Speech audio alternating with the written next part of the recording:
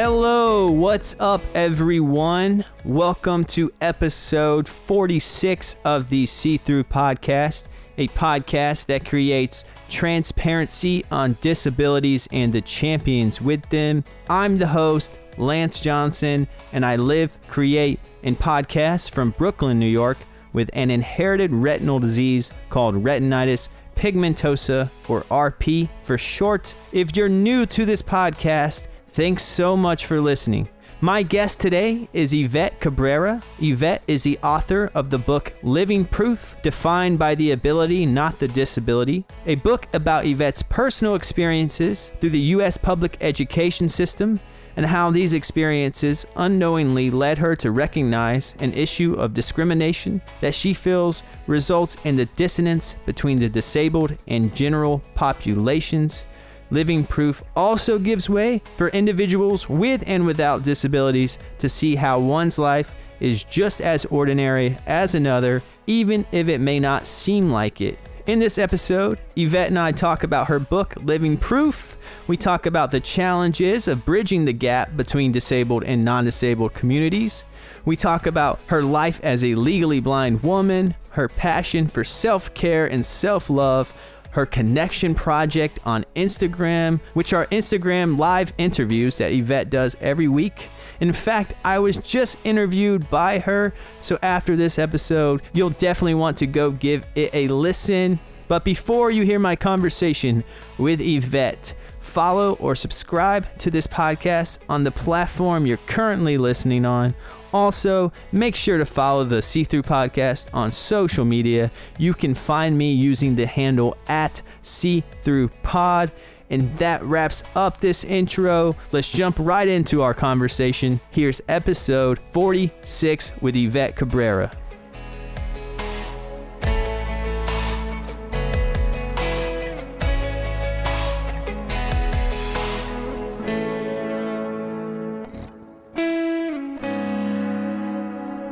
Welcome to the See-Through Podcast, Yvette. How are you today? Hey, Lance. Thanks for having me. I am doing great. You know, I'm doing this a little different this week. I'm using Zoom to record your audio. I usually use Squadcast, but for whatever reason, they can't figure out how to let people use their phones or iPads. Interesting. It's kind of frustrating. So hopefully they can figure that out soon. Yeah. This interview is going to be fun, and it's right after an interview that I did with you a couple weeks ago for your project called the Connection Project, where I was interviewed live, which was kind of a fun experience to go live, you know? Yeah, that was fun, right? It was about, I think, 2 weeks ago already. Time sure does fly, right? Yeah, time flies. And we'll definitely get into that project, which is called the Connection Project. But, you know, I always like to just set up the listeners with an intro of my guest. So would you mind telling everyone who you are? Well, my name is Yvette Cabrera. I'm from Southern California. I am a self-published author of the book Living Proof, Defined by the Ability, Not the Disability. I'm currently working towards going for my master's in counseling. And I am also a writer and blogger for a startup company called Noticeable. Nice. So you're a writer, it sounds like. You have a book out and you work for a startup called Noticeable as a writer. Yes. That's cool. That's cool. I don't know if I would like to just write all day. You know, writers love to write. So I guess it's fun for you, not so fun for me. I feel like we each have our own talents and passions, right? So at the end of the day, it's a passion for me. Yeah. And you also have a visual impairment that I feel like should be on the listeners' kind of radar, just to kind of help give them a perspective of where you're coming from. I learned during my interview with you that, and you can correct me if I'm wrong, that you were born prematurely at 6 months old. Due to that, you have premature retinopathy, and you have nystagmus, and you currently have glaucoma, which causes peripheral vision loss. So your central vision is still there a little bit, but you've basically been legally blind your whole life, correct? Yes, that's correct. So I've learned to adapt and take things as they've come and, learn to rise above the challenges. Yeah, there has to be a ton of challenges that come with that. As someone I'm not even legally blind, and I have issues that I face. So I can imagine what you've had to adapt to throughout your entire life. And what I would love to hear about is, you were born prematurely at 6 months, Mm-hmm. and that caused what's called premature retinopathy. And what is that? Medically, I wouldn't be able to give you the correct terminology, but from just the personal standpoint, it's basically my eyes didn't fully develop. And so due to that, my retinas and the cornea are like not fully developed. So my eyes have developed to its fullest capacity to where they are. And so when I was born, the nystagmus came about due to that, for the eyes not fully being able to develop. Yeah. What's nystagmus for those who don't know? Nystagmus is the inability to control the movement of your eye. So like from someone looking at the individual can say like their eyes are just constantly moving everywhere. And so for me, as a person experiencing it, I can be focusing on one thing and have to focus harder to make sure my eye is actually looking at that specific object.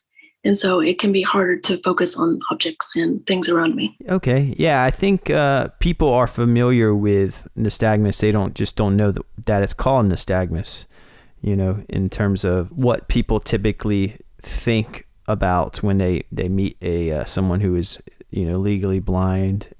And it's basically your eyes are kind of, they're moving, right? Yes. And that's called nystagmus. And then you have glaucoma. When did that come about? So I was medically diagnosed with glaucoma at the age of 20. Okay, 20 years old. Is that an average age to be diagnosed with something like that? Well, from my experience, due to my condition, over time, I developed it. And so due to the severity of my eyes and the way that they have been, it's what happened is over the 4 or 5 years time span, medically, there wasn't treatment going on. And so I ended up developing glaucoma. So there's just a lot that occurred within a short time span that caused me to develop it. And due to my premature retinopathy, it also increased the likelihood that I would develop it. Okay, so because you had premature retinopathy, you were kind of more predisposed to having glaucoma later on. Yes. In life. Correct. And you do have glaucoma now, which basically is a fancy term for having high eye pressure, right? Mm-hmm. And high eye pressure, from what I have read, can be painful. Do you experience any pain from glaucoma? In the beginning stages, when prior to when I was diagnosed with it, and in the months following my diagnosis, it was. But once I was able to get on, prescribed medication and on a daily, treatment that I continue to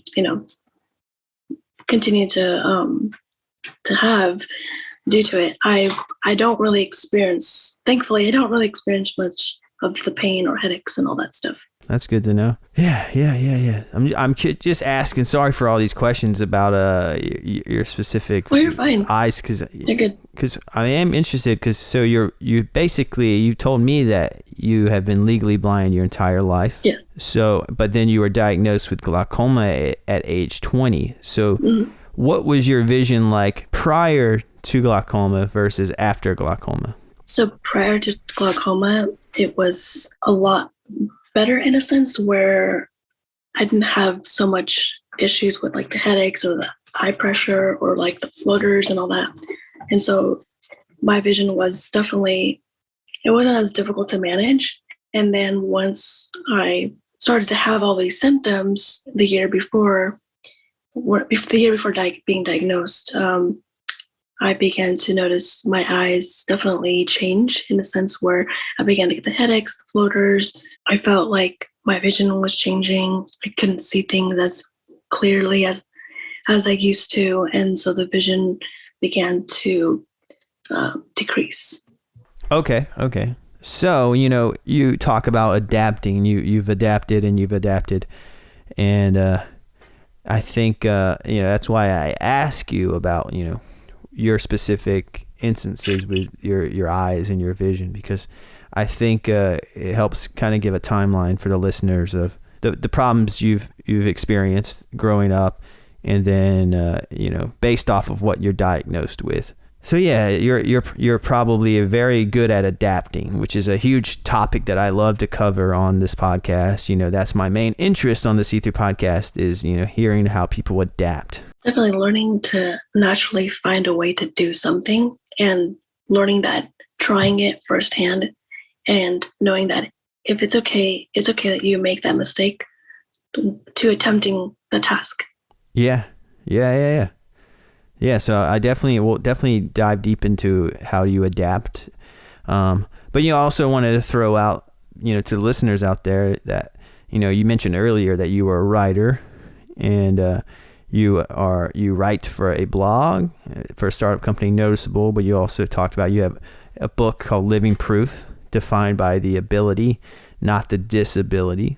But even outside of being an author and a writer, you are also currently working on getting your master's in counseling with a focus on mental health.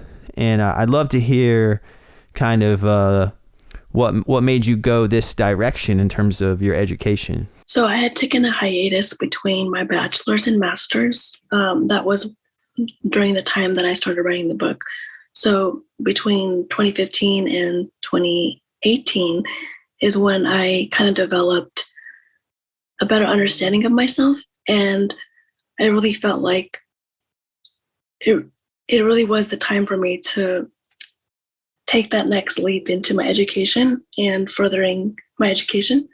And so I started to look into the schools and figure out where I could be a good fit. And so I applied and I got in, and I started the year 2018. So I did a 2-year program. In that, I was able to really recognize for myself that I enjoy working with people. I enjoy helping people. I enjoy giving them the tools and the strategies to be able to really find out how to get to the solution, rather than to just rehash a problem or recycle something and not be able to figure it out. And so for me, I really feel like it's important for us to focus on the mental aspect of working with people. Specifically, I really feel like working with people with disabilities is really important, just because we're a minority group. And so given that not much attention is focused on this population, I really want to help them to really recognize their own talents, their strengths, and give them that mindset to really move themselves in the direction that they would like to go in. Awesome. Okay, so you took some time off after you got your bachelor's degree, and you felt like you learned a lot about yourself and you loved helping people. You became passionate about the disability community because you saw that they were a minority that was treated differently, and you kind of wanted to help people within that community because I'm assuming, because you're a part of it and you relate to it. You relate to feeling like you're part of a minority. Would you agree with that? Definitely agree with that. I feel like I really want to help pave the way for people. I feel like if people like ourselves would be that mentor or that guiding force for the individual who is just starting on that journey, I feel like it would make a tremendous difference in the way that they go about their lives. Yeah. And I feel like I'm new to this community, and I feel like I voluntarily and involuntarily am a part of this community, because and I feel like that's something that a lot of people don't talk about or think about. It's like, it's a minority you kind of have to choose to be involved with. Absolutely. Even if you have like a disability yourself. Yes. You necessarily don't have to be a part of the disability community. You don't have to be an active member. And I kind of feel like, as someone with an invisible disability, as someone who lives with retinitis pigmentosa, and as someone who's not legally blind yet, as someone who's on the path to being legally blind, as my mom's legally blind, and most people with RP eventually become legally blind. Mm-hmm. I'm looking at my future and deciding now to kind of jump into this world where I necessarily don't have to, and I'm learning so much, through doing this podcast, and I'm learning so much through like my own personal research and everything. But yeah, it's a large community. To be a minority, it's a huge community, and it's also, but somehow it feels like a community that a lot of times the voices aren't being heard, and it's hard to get people who are not in the disability community to listen or be interested in the disability community. It's kind of like no one really cares about accessibility or anything of the sort until they're disabled themselves. Definitely agree with you there. I see that. I've seen that for myself just in this journey of being in it. I see how many people, it's a choice. At the end of the day, I think it's a choice, whether you choose to acknowledge it or you choose to avoid or ignore it. Yeah. And I, even as someone, like I said, with an invisible disability, so like I technically could, ignore it and not have this podcast, not be involved in Foundation Fighting Blindness, not basically care. And, no one would truly really know, And the fact that you're, being vulnerable and sharing your story and inclusively doing this podcast, it's going to help bring further awareness to people who may not even understand what disability even represents or means. Yeah, and that's my goal, as kind of someone, I kind of view myself as someone in the middle, Mm-hmm, mm-hmm. Like I'm hoping that, since I'm in the middle, I can kind of maybe help bridge that gap between, getting people who aren't disabled to actually listening to, disabled people's stories and perspectives. And, I think there is a misunderstanding. I think, I think in the age of this, day and age, everything is so hyper political and everything is so divisive and everything is so split in half that I feel like it's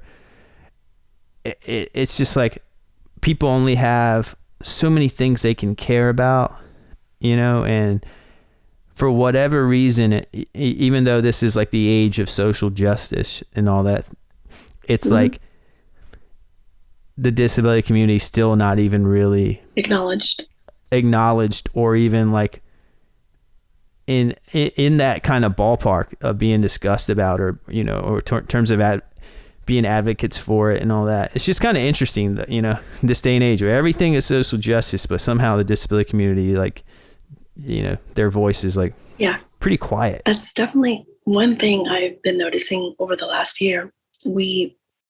I feel like we just need to continue to have our voices heard and try to bring more representation, just like what you're doing right now, what I'm doing with my writing, and other people who are actually trying to find themselves within the society are trying to bring more representation. And I hope and believe that one day we will get that. Yeah, I agree. And I definitely love what you're doing. That's why I brought you on, because, we're all kind of part of the same team, which is cool.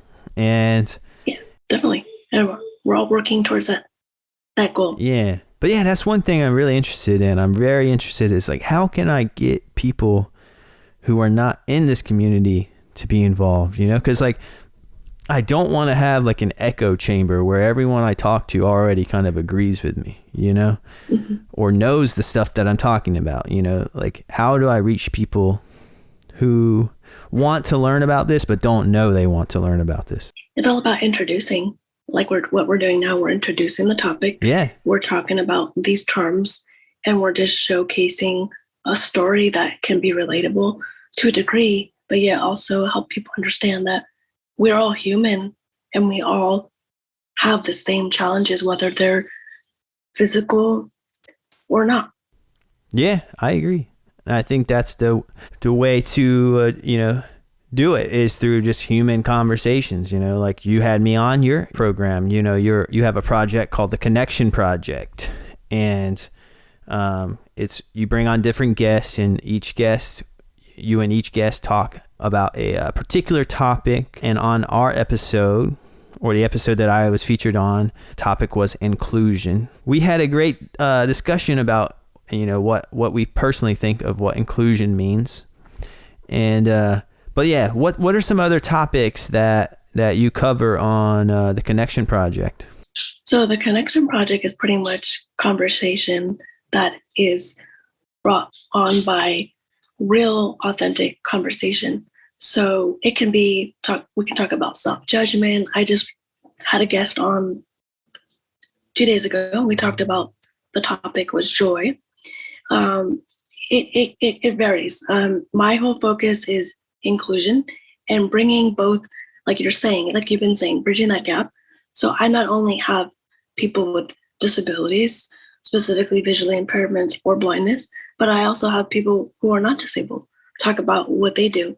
And so because I'm immersed within both sides of the communities, whether we're non-disabled or not, I really allow people just to have a conversation. And so that way people on both sides can see that we can all intermingle and really have conversations that are just authentically real and not really like, what is the word I'm looking for?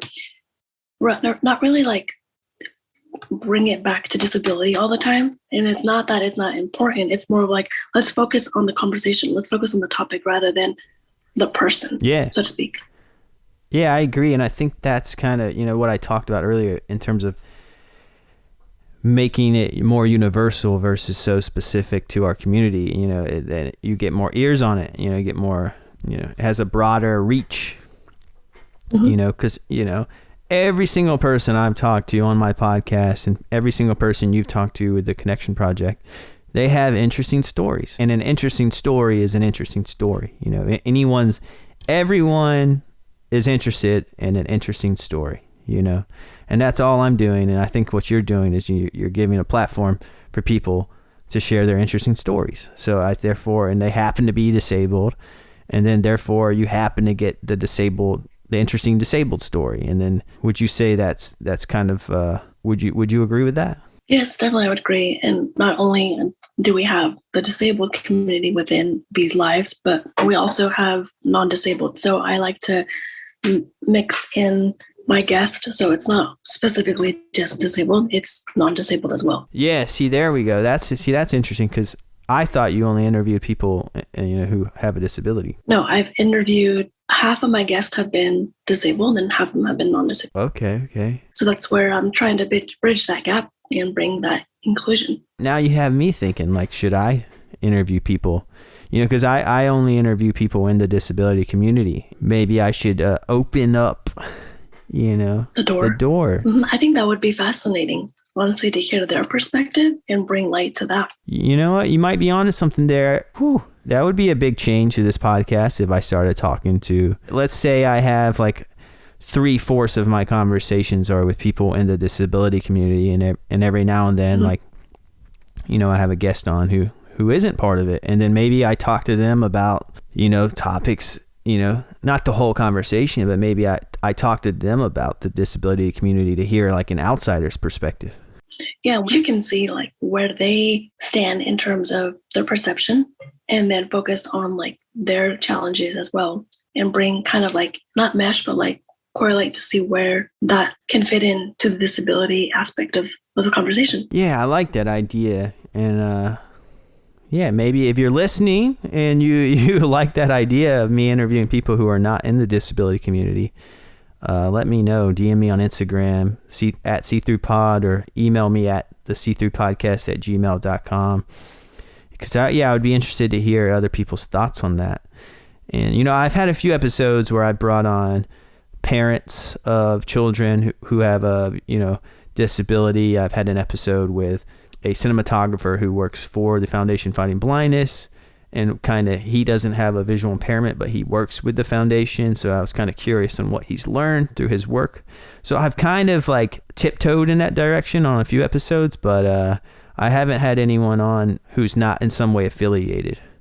So that would be a change. Yeah, I think that change could bring so much for you. Okay, I'll think about it. Yeah, going back to the Connection Project, that is on your Instagram page. What is your handle if people want to check that out? So you can find me at The Connection Project with Yvette, and that's Yvette with a Y. Yeah, so the Connection Project. I love what you're doing there, and I was super happy to be a part of it. You can find my interview on her Instagram, so go check that out. You can see me drop my phone and have my earphone fall out mid-interview. But besides that, it was pretty smooth. Yeah, it went pretty well.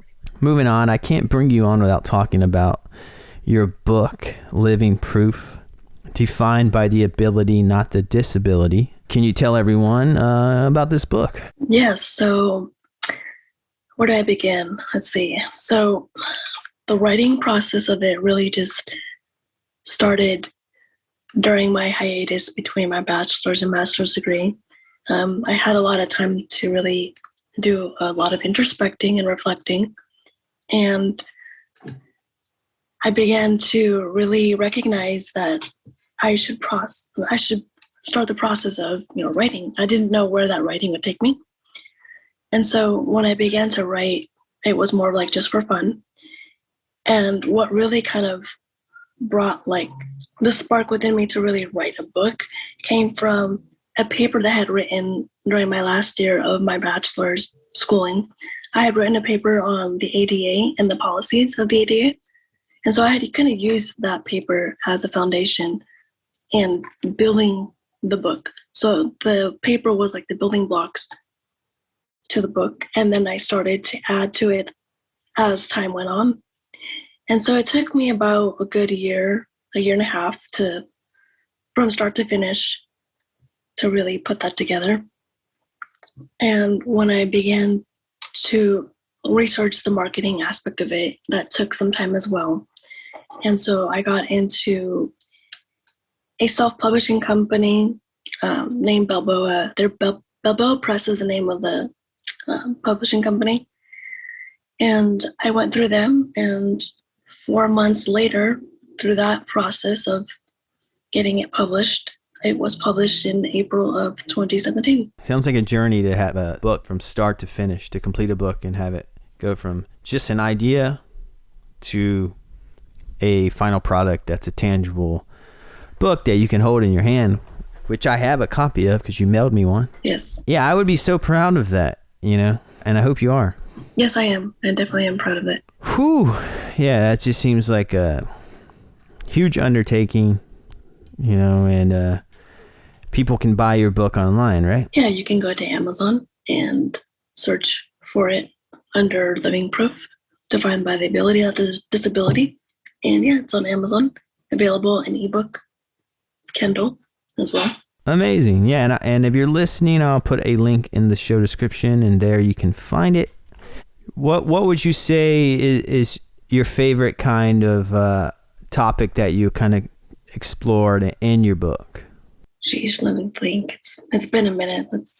Well, it seems like a lot of what we talked about earlier about inclusiveness, and bridging that gap. That's also a common theme in your book, right? Yeah. So going to what was just mentioned about bridging the gap. Bridging the gap is one theme that I try to really make emphasis on in the book. And I really try to emphasize why bridging the gap is important.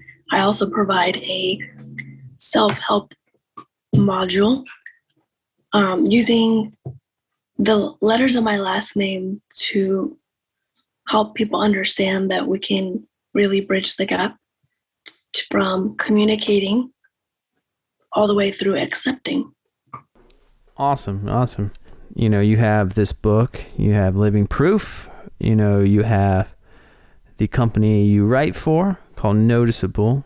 And then you also have just like you as a person, outside of the projects you're a part of. I'd like to talk to you about that because, going back to what you're currently in school for, you're currently working on your master's in counseling, and you have a focus on mental health. And you have a huge interest, from what I've heard, in self-love and self-care. That kind of ties into your focus on mental health and what you're going to school for. So I would love to hear your thoughts on self-love and self-care when it comes to the mental health side of things.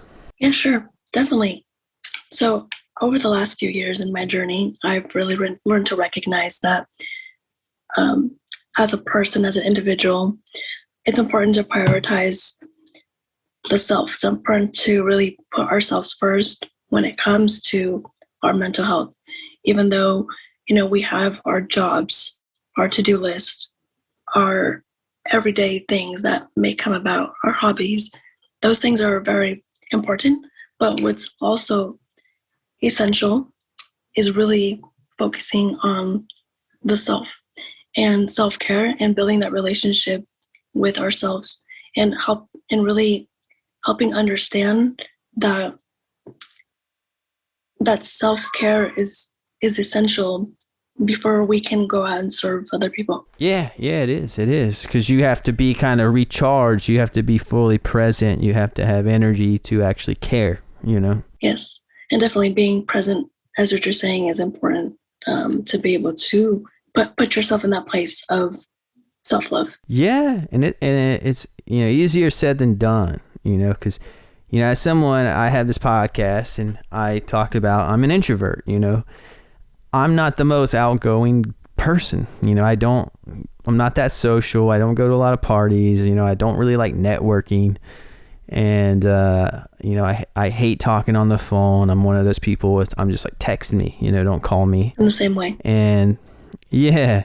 So, but this podcast is kind of neat because like I have it on the calendar and I can kind of mentally prepare for these interviews. I'm like doing my research for each guest. I'm writing down my talking points and all that. And by the time the interview comes, I'm like excited to talk because it's a rich conversation. It's not filled with a lot of small talks, and we cover a lot of interesting ground.